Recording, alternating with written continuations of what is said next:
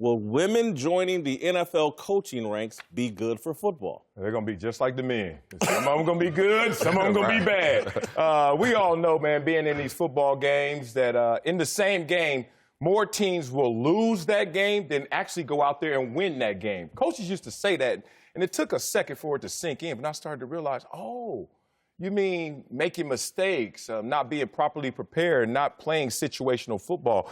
It doesn't come down always to the talent. It doesn't always come down to just the measurements. It comes down to, in those critical moments, how will you respond?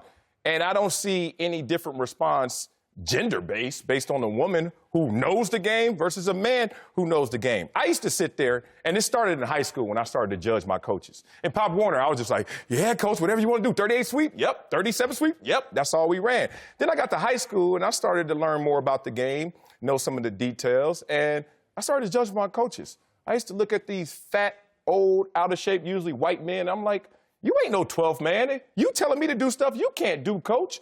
And I remember sitting there just judging him until I realized, oh, he just said something I never knew.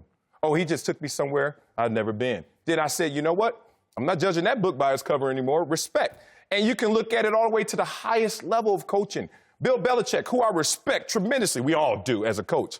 He was a center at Wesleyan. Trust me. Come up to me talking about you was a center at Wesleyan. I ain't giving you no respect. You better earn it. So if I'm not going to judge a Bill Belichick on down based on perception and looks and gender, why would I do that to a woman? All they need is the opportunity. I mean, I think women coaching in the National Football League, I think it can work. I think it is a positive thing. Like you just talked about, Whit, you're absolutely right. If you're trying to get the conversation away from CTE and domestic violence and some of these other issues that's perplexing the NFL, get women into the game. Let them have a stake into it. Because right now, all you see are men. All you see are white men, black men, guys with big beards, scary-looking guys. Right. You get a nice-looking woman, right up there as the face of your organization that knows what she's talking about. Like, I don't have a problem if that woman's qualified. She'll garner the respect in that locker room. I remember Condoleezza Rice came and spoke to the Redskins one day. Okay. And we all were just kind of mesmerized because she had that kind of, just that influence that guys were just hanging on every word that she said. And it was around the time that her name was kind of being floated around as commissioner. And so we jumped into a whole lot of questions, and she told us about kind of her upbringing and how she was always around football and how her dad kind of wanted, a son. And so for us, we were kind of mesmerized. And I think at that particular moment, I was kind of like, man, she could actually be the commissioner of the National Football League, and guys would respect who she is and what she's done. Just for clarity, it doesn't have to be a nice-looking woman. I mean, you said that because it's some ugly coaches. You didn't mean it that way, right? I'm just saying, softer than myself. Yeah. Standing in front of there with a scowl on my face. Right. Okay. I just think from an imagery standpoint, the NFL, that's one thing they're going to go to bat for. And like you hit on with CTE and the domestic violence issues, I think we need to see more women in these positions. Like you alluded to, D. Hall, if I have a mother that is on the fence about having their child play football, this brutal, violent sport, you know what? I want to hear from other mothers. I want to hear from other mothers that work for this organization to say, you know what? This can work. It's not as violent. It's not as brutal. But on the flip side of this, we got to understand a lot of these women are raised from single-family households, have raised these kids, that'll go on to be the Julio Jones of the world that are, coached by all these men. But with my day in Cleveland, with 8 years in Cleveland, I had a ton of head coaches, right? And I would do exactly what you did. I would judge every coach. Hell yeah. Well, are you a leader? Are you a motivator? Can you motivate me? I think women, women can motivate. So I think it's not far-fetched to think they can be head coaches. Let me say this, too, and this will sound somewhat sexist. I'm going to apologize up front. But coaches started hiring, like I remember when Dick Vermeil had Mike White as basically his assistant head coach. He was in charge of game day, time management. I think replay was involved at that time. He helped Dick Vermeil coach the team from the press box as a head coach. And so I think it would be tough for a woman to go in and coach the offensive line. I really do. I'm just sorry. And I think that would be a tough hill. But there are some roles on coaching staffs where I think they could have instant impact without having to have the ultimate expertise on X's and O's. And particularly when we're talking about, because again, if you go back to the essence of football at its foundation, it's really about mentoring men. And to put some women in roles where they can help mentor these men, particularly the ones that are struggling off the field and in their personal life, but also what DeQuell is talking about. When you got a lot of guys coming from single-parent homes and they're used to hearing a woman's voice, it can be an advantage. Well, let me say this, a couple things. One, if you really think it through, a woman in a position of being a coach is not going to diffuse CTE conversations. It's not. You know why? Because you're going to put that woman in a position to lie just like all the male coaches are. Look, if you play a violent game, I don't care how much padding you put on this car, it's still going to hurt when we get into this collision. Well, you don't know my... Okay, so even position, the imagery, the optics, I don't think that really diffuses because I'm from a two-parent home, and I'm a father who has a young son who is saying as a father, before his mother even started the conversation, I said, my son's not playing football. I know the rigors of the game. I don't want my son bleeding in the 9th grade. I don't want my son concussed in the 12th grade. I don't want his fingers looking like this for the rest of his life. For what? I went through those situations and adversity for him to benefit. That said, y'all ain't met my mama before. Y'all ain't met my sister. You said certain positions you think a woman can walk into it and it's going to be less barriers of entry and more impact. I disagree, man. I played for Bill Parcells. I played for Marty Schottenheimer, who resumes spoke for themselves. And then even in that, I still had to judge the person. And I remember just looking at him like, where's the athlete in that? Where's the football player in that? But he's a male, so I'm just supposed to sit there and say, oh, you good? I could see a woman easily going to the offensive lineman if she gives them a scheme, if she gives them a philosophy, and those guys saying, I judged you wrong, but now I'm about to go get this, because she doesn't need to get in the trenches with them to make that something that you can do. I think more so what Whit's saying, it's so many jobs on a staff. On a staff, yes, in support roles that don't necessarily require this female coach to actually be on the field. Because at the end of the day, you can say you judge a book by its cover, but how much knowledge do you have having not been able to coach along the ranks? A lot of these coaches in the National Football League, they don't just wake up one morning and want to coach, because they've read some books and, haven't been in those firefights. A lot of those guys have played at some level. And so for some of these women, they won't have had that experience. And so for them to come into a different type of role where they aren't just thrown immediately onto the football field trying to ask the coach a position, I definitely see that working immediately. And I think it is a couple organizations that has some of these women in development. What is it called? The 49ers have a full-time woman coach. They got a good Walsh minority development program like that they've been participating in.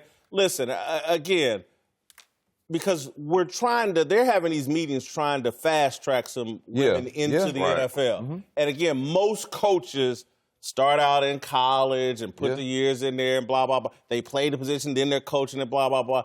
And so I think if you're trying to fast-track it, there are some positions on staffs where you can, and it makes sense, and the impact will be immediately felt and authentic and real. I think there's some areas where the NFL is struggling, where having those women on the staff will help immediately.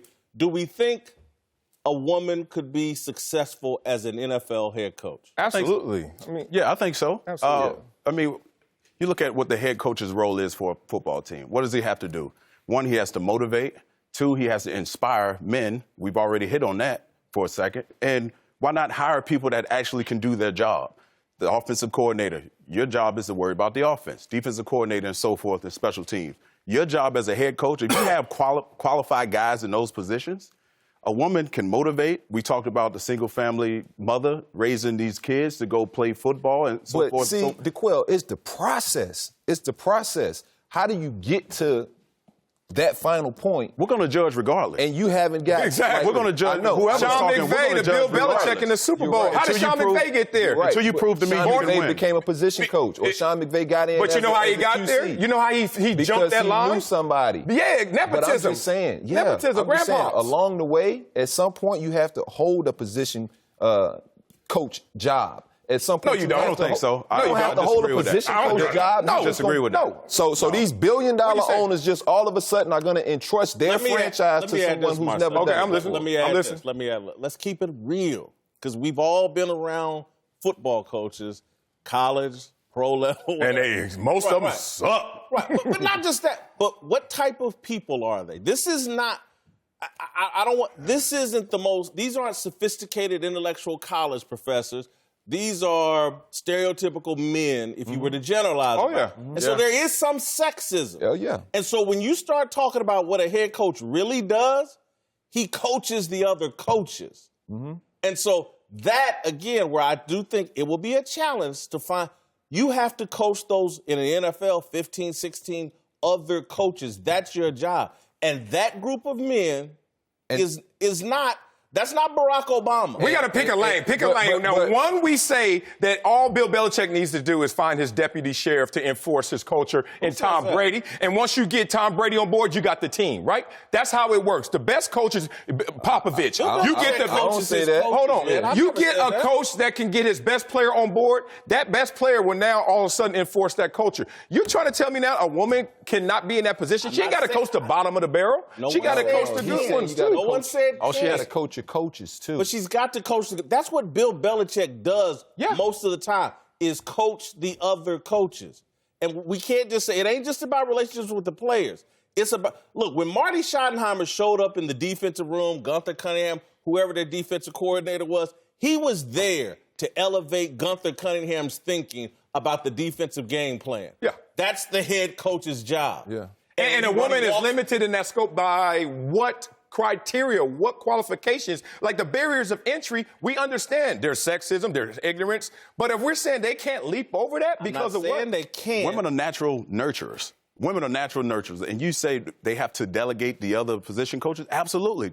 Have to coach. Have to coach the other coaches. Yeah. Well, what does coaches actually have to do other than, because you have a paperwork of exactly what you're teaching, but then also you have to delegate the relationships within that room. And I think from a position of power, if a woman is controlling that narrative, it's, I don't know. I think players may be, as sexist as these coaches may be, half of them are in marriages, half of them in relationships. Like, they already work in a dynamic where they respect that. But their wife isn't there trying to elevate their X's and O's.